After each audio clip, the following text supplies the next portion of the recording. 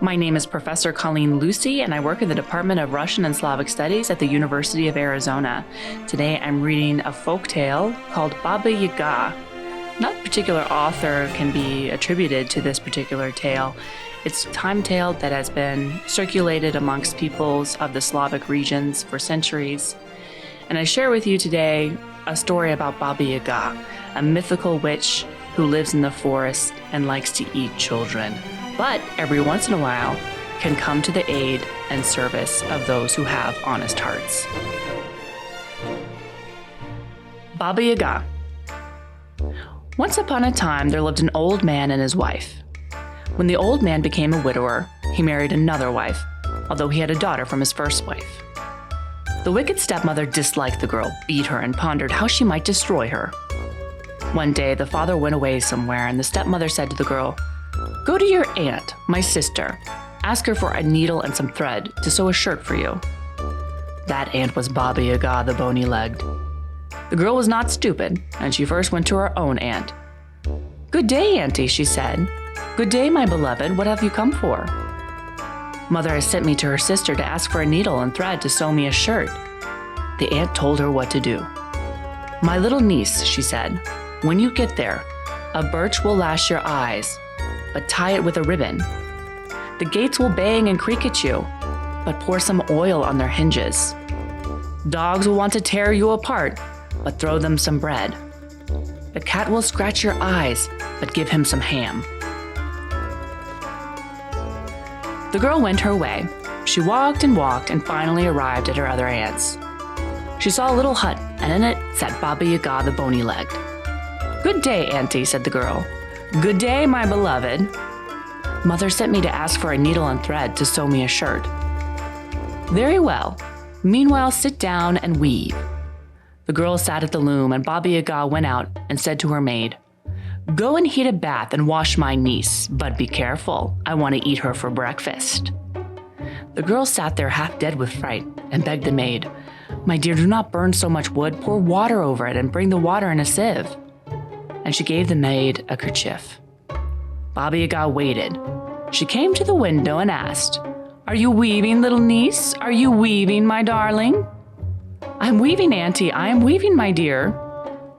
Baba Yaga went away from the window, and the girl gave ham to the cat and asked him, "Is there no way of getting away from here?"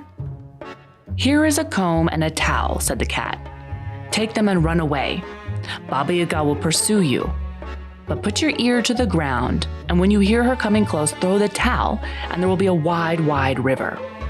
And if Baba Yaga crosses the river and begins to catch up with you, put your ear to the ground again, and when you hear her coming close, throw your comb, and there will be a very thick forest. She'll not be able to get through it." The girl took the towel and the comb and ran. The dogs wanted to tear her, but she threw them some bread and they let her pass. The gates wanted to bang shut, but she poured some oil on their hinges and they let her pass. The birch wanted to lash her eyes, but she tied it with a ribbon and let her pass. Meanwhile, the cat sat at the loom and wove. It did not so much weave as tangle everything up. Baba Yaga came to the window and asked, "Are you weaving, little niece? Are you weaving, my darling?" "I'm weaving, auntie. I'm weaving, my dear," answered the cat in a rough voice. Baba Yaga rushed into the hut, saw that the girl had gone, and took to beating the cat and scolding him for not having scratched out the girl's eyes.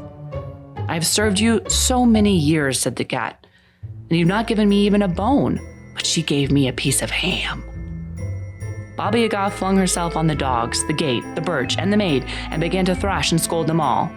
The dogs said to her, "We have served you so long, and you've not even thrown us a burnt crust, but she gave us bread." The gate said, "I've served you so long, and you've not even poured water on my hinges, but she poured oil." The birch said, "I've served you so long, and you've not even tied me with a thread, but she tied me with a ribbon." The maid said, "I've served you so long, and you've not given me even a rag, but she gave me a kerchief."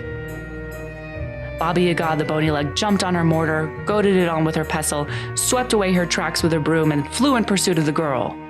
The girl put her ear to the ground and heard Baba Yaga coming quite close. She threw her towel, and there was a wide, wide river. Baba Yaga came to the river and gnashed her teeth with rage. She returned home, took her oxen, and drove them to the river. the oxen drank the river clean. And then she set out again in pursuit. The girl put her ear to the ground and heard Baba Yaga coming close. She threw her comb, and there grew up a deep and terrifying forest. Baba Yaga began to gnaw it, but no matter how much she tried, she could not gnash through it, and she returned home. Meanwhile, the old man had come home and asked, "Where is my daughter?" "She has gone to her aunt," said the stepmother. After a while, the girl also came home. "Where have you been?" her father asked. "Oh, father," she said, "mother sent me to auntie for a needle and thread to sew me a shirt, but the aunt was Baba Yaga and she wanted to eat me." "Daughter, how did you get away?" The daughter told him how. When the old man heard all this, he grew angry with his wife and threw her out. And then he and his daughter began to live and prosper. "I was there and drank mead and beer. It ran down my mustache, but it never got into my mouth." The end.